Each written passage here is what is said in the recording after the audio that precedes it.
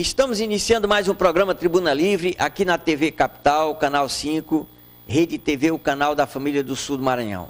Eu vou conversar com Kelly Rocha, que é assessora do prefeito municipal. Ela discute questões relacionadas à política, participa de movimentos sociais, está sempre no cenário político. Nós iremos discutir a questão do município de Montes Altos e que sirva de exemplo aí no seu município, tanto no Pará como no Tocantins e aqui no sul do Maranhão.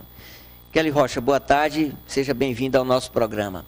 Montes Altos, hoje, como é que está a administração atual?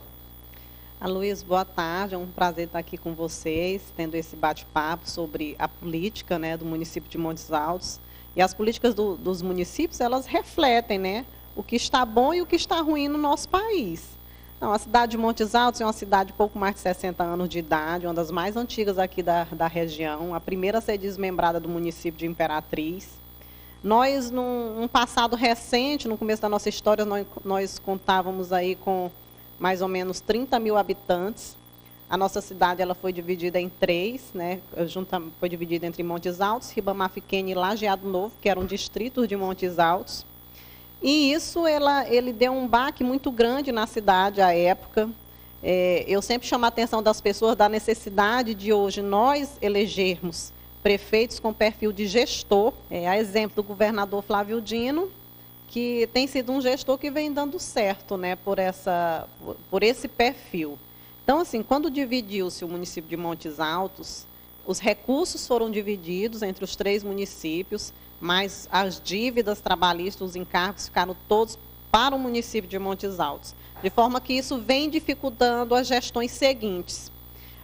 Um outro problema que nós enfrentamos na nossa história foi a demarcação da reserva indígena, que a gente sabe que é necessário fazer, por uma questão de preservar o meio ambiente e de se fazer justiça com a classe que, historicamente, é preciso que a gente faça essa reparação, que são os índios, mas isso teria que ser feito de uma maneira mais justa. Lá em Montes Altos, por exemplo, os primeiros fazendeiros que receberam as indenizações, receberam indenizações até justas, mais ou menos equivalente ao valor de suas terras. Agora, depois isso não aconteceu mais. Tem deles, inclusive, que nunca receberam. Essas pessoas, muitas compraram outras terras, outras foram assentadas e hoje vivem com dificuldades. Eu entendo, fazendo uma análise sobre a história de Montes Altos, eu acho que nós precisamos encontrar uma nova identidade econômica. Montes Altos é uma cidade aqui, distante a 60 quilômetros de Imperatriz, um polo de universidade. O povo de Montes Altos é um povo que gosta de estudar e de se preparar. Aqui na cidade de Imperatriz, nós temos uma média de 1.000 eleitores de Montes Altos que moram aqui, estudam ou trabalham. Lá em Montes Altos, nós temos ainda uma vocação para as atividades agropecuárias. Agora, nós precisamos desse apoio do governo. O governo Flávio Dino agora tem incentivado isso em Montes Altos. Nós já recebemos 2 tratores, sementes de arroz, de hortaliças, de grãos em geral, nós temos recebido. Nesse final de semana foi entregue uma parte para a comunidade e voltou a ter esse incentivo na cidade de Montes Altos, que é necessário para poder fomentar a economia local. E eu expliquei toda essa história para a gente entender um pouco os governos de Montes Altos e o governo do atual prefeito, que é o Ajuricaba. Ajuricaba, ele é um funcionário da Caixa Econômica Federal, com um perfil de serviço público, conhece o que é administração pública e tem demonstrado responsabilidade na administração pública. Vem priorizando a questão educacional, gradativamente está reformando as escolas. Hoje a creche do município de Montes Altos funciona num local mais adequado, uma estrutura mais organizada, mais limpa, mais salubre. A qualidade da merenda escolar também é boa.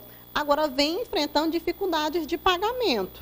Deixa eu te perguntar uma coisa. Em relação, Kelly, você falou que a educação melhorou bastante. E alguns dias atrás a gente recebeu algumas ligações que diz que os alunos do município de Montes Altos estavam sendo transportados em cima de carroceria de caminhonete. Vocês já procuraram melhorar essa situação? Olha, Luísio, foi bom você tocar nesse ponto, né? Que essas são as dificuldades dos municípios que nós temos que enfrentar. Não é se esconder, né, com medo do desgaste político, e todo político tem medo disso, mas é enfrentar o problema de frente. Hoje, a maioria das estradas dos municípios pequenos são estradas que não são asfaltadas, né? E no período da chuva, ele tem uma certa dificuldade para você recuperar essas estradas, você faz recuperação emergencial. No verão é que há dá para se fazer um trabalho melhor com essas estradas. Então, durante o ano, não tem para onde correr, vai ter esses momentos.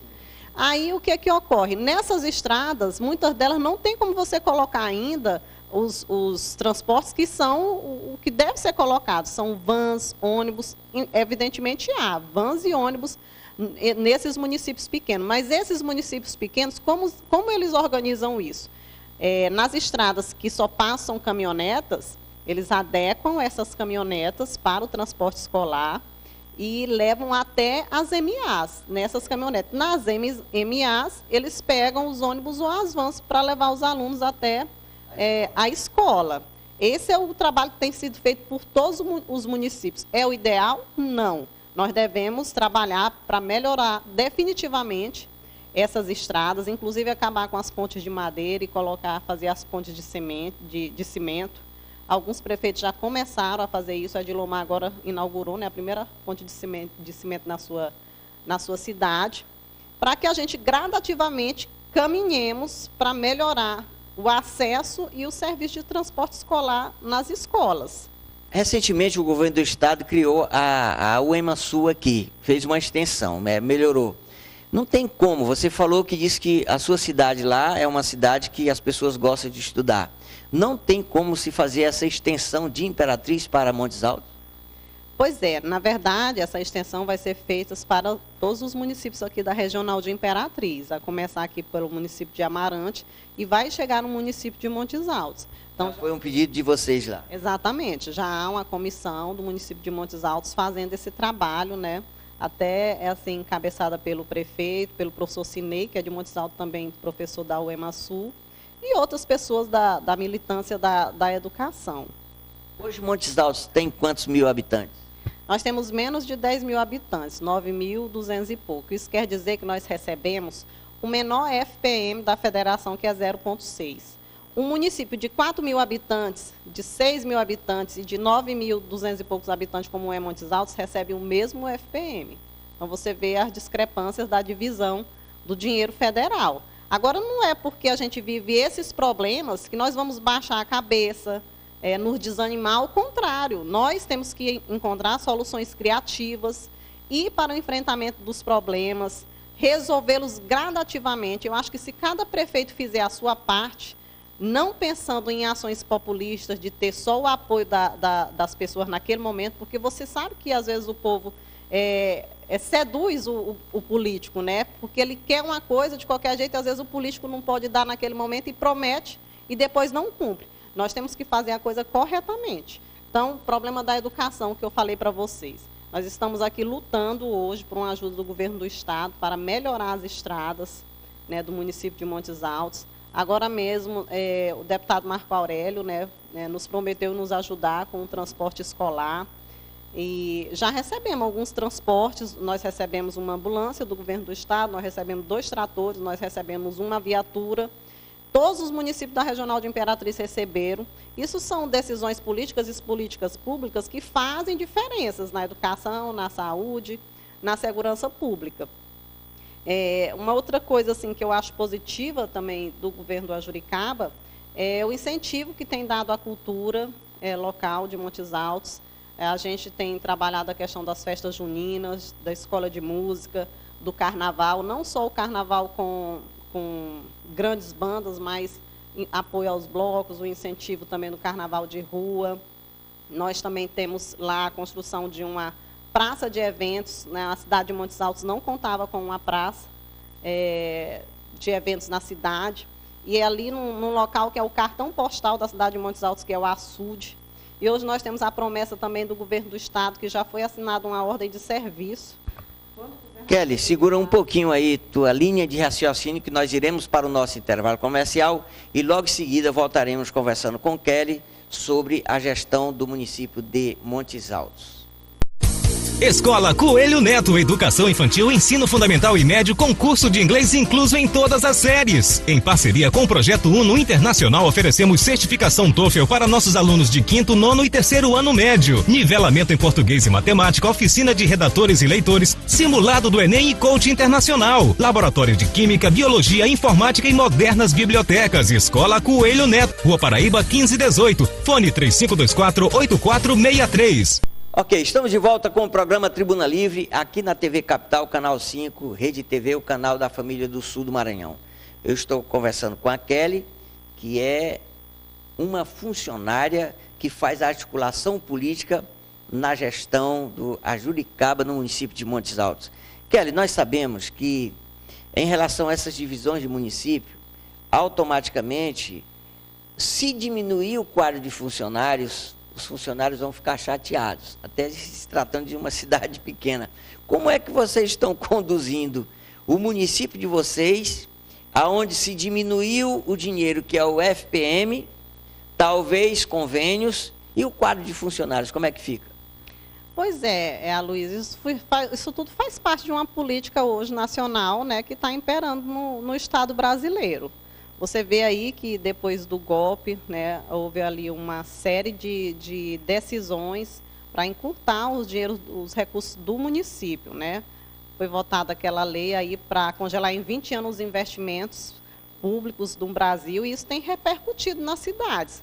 Os recursos que vêm para os municípios são todos os anos gradativamente vêm diminuindo, de forma que hoje os municípios eles têm que se adequar à nova realidade financeira. Se não tiver habilidade, não consegue. Não. E a cidade de Montes Altos nós temos uma comarca, né? É uma comarca que é competência, que alcança, né? Montes Altos, Sítio Novo, Ribamar Fiquene. Mas a comarca está lá dentro de Montes Altos, acessível a toda denúncia que se queira fazer. Então, os prefeitos de Montes Altos são altamente, né, fiscalizados pelo Ministério Público, que exercem um papel fundamental na democracia desse país, no equilíbrio da correta aplicação da lei, na fiscalização da coisa correta. E o prefeito Ajuricaba, ele tem que se adequar a isso, né? Foi feito um combate ao nepotismo, ao acúmulo de cargos, ao excesso de funcionário na prefeitura, e ele tem dado uma resposta positiva ao Ministério Público, porque é um prefeito que tem medo de justiça. E isso é uma qualidade, porque não vai deixar processos para os outros prefeitos pagarem. Até porque a maioria não tem. Exatamente. O que ocorre? Hoje, muitas dívidas que o atual prefeito paga são dívidas de gestões passadas, que puderam dar barrigadas em decisões judiciais, como puderam, através dos recursos que o direito dá, que você sabe disso. E hoje ele está tendo que pagar. Então, a forma como ele age hoje é não deixar margem para isso, e ele tem atendido essas exigências. Então, gradativamente, há os cortes no número de funcionários, e a gente vê que isso é sentido pela administração, não só na oferta do serviço público, mas no comércio também, mas não há outra saída. E esse deve ser um debate nacional, que é o que o país faz agora. Essa condenação do presidente Lula e a execução dele hoje, ela tem um propósito. Você sabe que mundialmente existe uma crise econômica e que as grandes corporações têm pressionado para intervir diretamente nas decisões políticas. O governo do PT é um governo progressista, de inclusão, muito mais voltado ao bem-estar social, à questão da divisão de rendas. E hoje as forças neoliberais, elas querem impedir a reeleição do presidente Lula, que já disse para o país como é que ele governa, e que se ele voltar, que hoje as pesquisas indicam que eles ganham em todos os cenários, se ele voltar, ele vai continuar aquela política, mas há uma força impedindo isso, e isso repercute nas políticas públicas dos municípios. Porque quando você deixa de investir em política pública, é menos dinheiro que roda na economia de uma cidade, é recessão. Você tem que andar na contramão. A decisão do governador Flávio Dino aqui de investir em política pública de saúde, educação, de assistência, segurança pública, ela é corretíssima, porque aqui o dinheiro circula, né? As coisas acontecem. Então, você vê que hoje o Estado do Maranhão, Ele é um exemplo a ser seguido pelos demais estados do país e é a primeira vez na história que nós somos um bom exemplo para todos os governadores, né? Para todas as cidades. Eu tenho um sobrinho que mora em Belém do Pará, que às vezes ele acompanha as coisas do governador pelo meu Facebook e sempre me fala, tia, vocês estão de parabéns, porque vocês têm um governador que investe em educação. Kelly, você está falando que o governador está fazendo um trabalho que está motivando, que está aquecendo a economia do Maranhão, e os adversários falam o contrário. Você vê que são vários pré-candidatos aí, está vindo a governadora Rosiana, está vindo o senador Roberto Rocha, está vindo um deputado lá de São Luís, e outros pré-candidatos a governo do estado. E eles estão comentando em que o governador Flávio Dino não está cumprindo com aquilo que prometeu. Inclusive, na Baixada Maranhense, eles estão falando que as pessoas estão de mal a pior. Se a senhora está falando que aqui no sul do Maranhão ele está fazendo investimento, existem alguns setores que realmente os adversários estão falando a verdade? Luiz, eu acredito que não, até porque o próprio G1, que é um site da Rede Globo, atestou o Flávio Dino como o governador que mais cumpriu promessas de campanha. Você sabe que muitas vezes esses programas de governo, eles só são a bandeira defendida em palanque e não são vivenciados no governo. E isso não aconteceu com o governo Flávio Dino. Ele disse que combateria a corrupção, ele criou uma secretaria de transparência para fazer isso. Ele disse que combateria a pobreza. Ele fez aí alguns programas como o Escola Digna,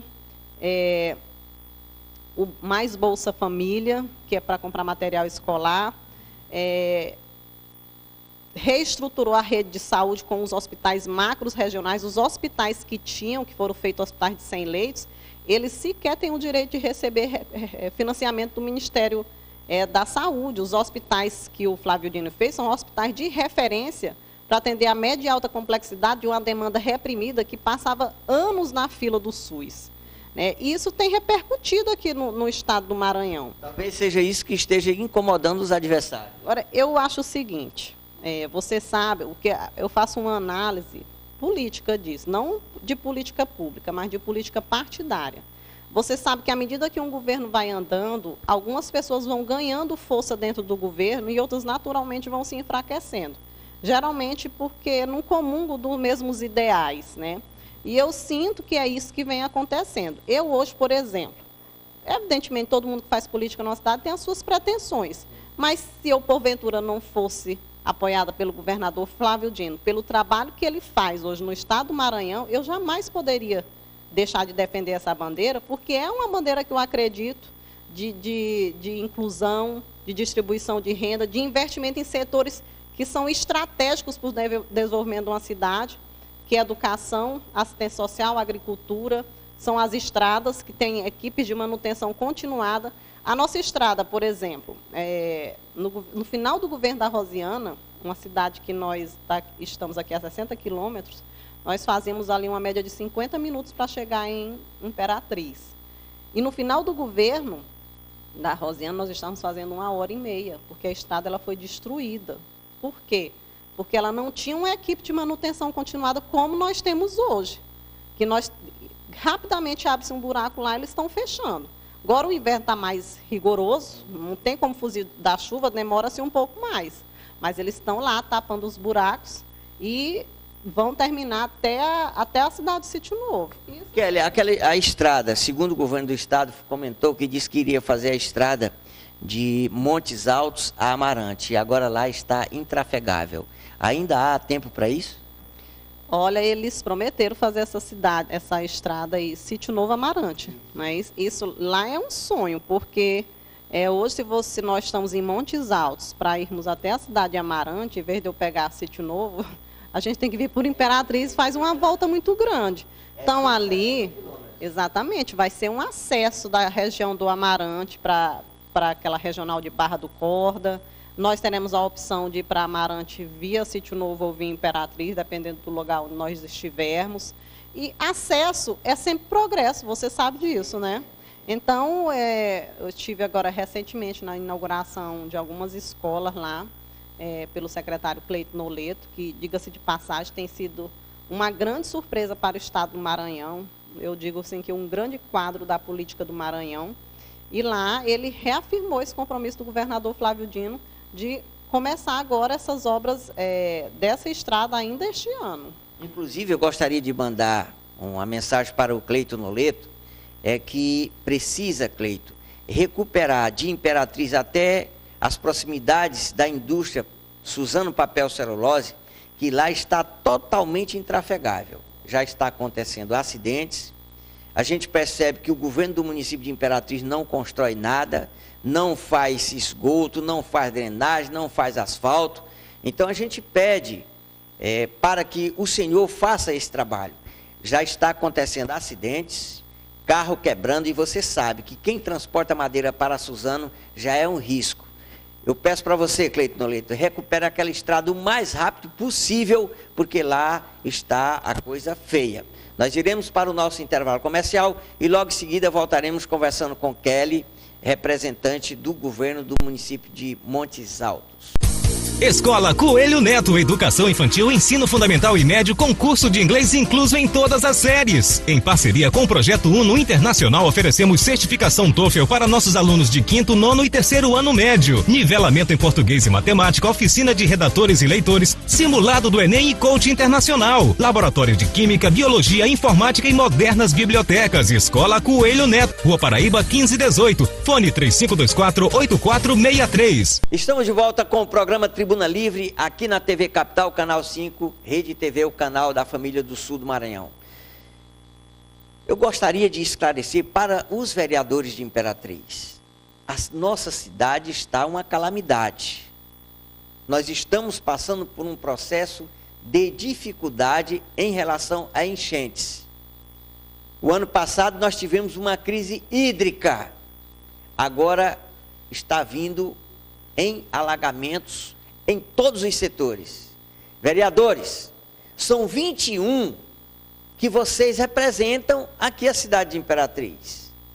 Nós estamos passando por momentos difíceis, precisamos de ação dos senhores, principalmente, e que não faça de Imperatriz apenas um corredor dentro da Câmara de Vereadores, um corredor apenas de fazerem politicagem. Discurso de politicagem. Você sabe por que eu estou falando isso? É porque no programa de ontem eu estive com o Jorge Furtado e nós discutimos sobre o plano diretor da cidade. E o que nós observamos é que vocês não têm nenhum compromisso. Também queremos dizer para o gestor de Imperatriz e até mesmo o próprio Cleito, viu, Kelly Rocha, que aqui na quadra 602 está totalmente acabada. Toda cheia de buraco, em setores que está tendo alagamentos. Eu gostaria até, Kelly, que você falasse para o secretário de Infraestrutura que viesse dar uma olhada aqui, porque em alguns setores que o município não está olhando, a gente está vendo pequenas ações do governo do estado. Faça esse convite, chame ele aqui para o nosso programa e que ele vai ver em loco como é que está a situação aqui dessa quadra. Mas, Kelly, nós sabemos que o Brasil está passando por uma crise política e não financeira. O derramamento de dinheiro na lama da corrupção chega a mais de 600 milhões por dia. O que deve se fazer para se mudar esse quadro, principalmente em relação à prisão da maior liderança política da América Latina, que é o presidente Lula? Aloysio, para a gente fazer uma análise disso, a gente precisa fazer uma análise da história desse país, né? A história desse país ela é cheia de golpes, e a grande maioria pela busca do poder e a desculpa de combate à corrupção. Hoje eu estava assistindo uma entrevista de uma professora de Direito Internacional do Rio de Janeiro, a doutora Carmen, e ela falava que reuniram-se mais ou menos 122 operadores do direito, professores qualificadíssimos das grandes universidades desse país, questionando a sentença do Moro. É uma sentença recheada de vícios, né, que ali não foi demonstrado o crime. Qual era o crime que o presidente foi condenado? De corrupção passiva e lavagem de dinheiro. Ora, para se existir corrupção passiva, é preciso ter um agente público, ou um mandatário, ou um funcionário público, ou uma pessoa com cargo comissionado. E à época do acontecido, o presidente Lula já tinha saído da presidência. Ele não fez nenhum ato de ofício, a despeito de compra de apartamento, de facilidade para empresas, né? Então, não foi ali objetificado o crime. Eu penso que também o próprio Moro demonstrou muita ansiedade, né, na prisão do presidente, passando por cima de recursos, né? E isso fala alguma coisa sobre a intenção. Todos nós já sabíamos que o caminho era a condenação por este juiz, que no início da Lava Jato era considerado um herói, mas agora tem uma grande rejeição. Por quê? Porque a justiça ela tem que ser, acima de tudo, imparcial. E eu digo mais, Aloysio, eu digo assim que a justiça ela perdeu uma grande oportunidade, no momento de grande crise econômica e política desse país, de ter tratado o caso do presidente Lula com mais lisura, né, com mais imparcialidade. Porque o que nós reclamamos não é porque ele não poderia ser condenado. Ele pode ser julgado, ele deve ser julgado se ele prevaricou e tudo. Mas o que nós questionamos hoje, nos revoltamos e nos rebelamos, é a imparcialidade, quando a gente vê figurões do PSDB que tiveram vários processos arquivados. Inclusive foram eles que participaram do golpe, que foi o PSDB e o PMDB, entendeu? E eles, a maioria, nenhum do PSDB até agora foram presos. Você acredita que irá acontecer prisões diante desse povo? Eu acredito que não, porque já poderiam ter sido processados, condenados, o próprio Alckmin, que foi delatado aí por 10 milhões, ter recebido, o FHC também, que tem um processo arquivado, e a gente vê isso com muita tristeza. Aécio Neves. Aécio Neves, que foi pego prevaricando numa ligação gravada, insinuando a pagar alguém. O presidente da República em conversa com... Perfeitamente. Então, o que aconteceu, né, com essas pessoas? Então, se realmente nós sentíssemos que hoje o grande debate do país fosse o combate à corrupção, todos nós estaríamos aplaudindo. Mas o grande debate do país hoje é quem vai governar esse país. As forças neoliberais ou as forças progressistas? Esse é o grande debate, é a grande briga que está rachando o país, desde a reeleição da presidenta Lula, quando o Aécio Neves não aceitou o resultado das urnas e já disse naquele momento que iria caçá-la. E esse foi o golpe inicial, com o impedimento da presidenta Dilma, que também não teve crime. A desculpa era uma tal de pedaladas, que depois foi até legalizada e já foi cometida pelo próprio Temer no exercício da presidência da República, e não houve impedimento. Então, que justiça é essa, né? Que país é esse? Esse não é um país que nós queremos viver. O que nós temos observado, Kelly, é o seguinte, é que o golpe existiu até porque quem faz política no dia a dia, como todos nós fazemos, já deu para entender que foram 4 eleições consecutivas que o PT ganhou do PSDB. 4 eleições. E eles não tinham uma outra opção a não ser, como vice-presidente da Dilma, que era Michel, fazer esse trabalho. E por trás disso, existe os americanos que têm vontade de botar a mão no que é nosso, que inclusive você vê as privatizações que tentaram, você está entendendo? Uma série de coisas onde o PSDB e o PMDB planejou para que o Lula não voltasse novamente ao poder. E principalmente dentro dos municípios e estados onde o PMDB e o PSDB têm uma grande vantagem com deputados, com governadores, com senadores e até prefeitos e governo. Você vê hoje o Alckmin, que era governador do estado de São Paulo, já renunciou para ir para ser presidente da República e agora jogaram lama na cara dele. Então está aí a guerra. A população de Imperatriz vai aceitar isso, principalmente com o candidato que está vindo aí, que é dito como mito, que ele não é mito coisa nenhuma. Eu fui militar das Forças Armadas em São Paulo, certo? E esse tal de Bolsonaro é um risco. Esse é que é o perigo. A falta de informação política dos jovens poderá fazer desse país um país de guerra, como existe em outros países. O grupo político que você participa, os movimentos sociais que você participa estão trabalhando a conscientização desse jovem para que não aconteça o pior no futuro desse país? Pois é, nós temos que continuar, o desafio está posto aí, né? Destituir uma presidenta, condenaram uma pessoa que não provaram nada contra ele, e ele está preso.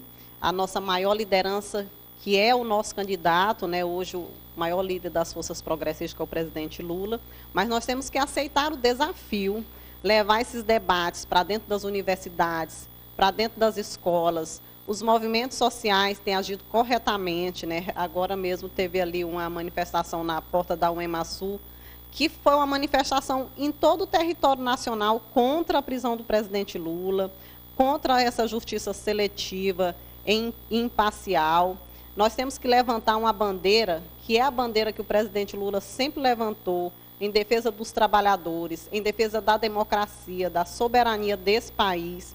E nós não podemos cruzar nossos braços diante de um desafio que é posto para nós. Qual é o Brasil que nós queremos? Nós queremos continuar fazendo inclusão social, abrindo as portas das universidades, dos concursos públicos, do acesso ao crédito. Ou nós queremos um país prioritariamente voltado para o mercado? Nós não somos inimigos do mercado, absolutamente. O mercado ele tem um papel social fundamental, de gerar empregos, de gerar riquezas para o país. Agora, nós temos que eleger um presidente que tem um perfil de investir no mercado ao mesmo tempo que se investe no bem-estar social. E o Bolsonaro está longe de ser isso, muito longe de ser isso. Mas eu acredito que a esquerda brasileira ela tem candidatos que se encaixam nesse perfil que nós queremos, que é o próprio presidente Lula, o próprio Ciro Gomes, a Manuela Dávila, que é pré-candidata a presidente do PCdoB, o Guilherme Boulos, que é o pré-candidato também à presidência pelo PSOL. E eu tenho certeza que essas forças políticas, com muita maturidade, com muito equilíbrio, entrarão no entendimento para que a gente tenha vez e voz mais uma vez na presidência da República. Kelly, eu quero agradecer a sua participação no nosso programa.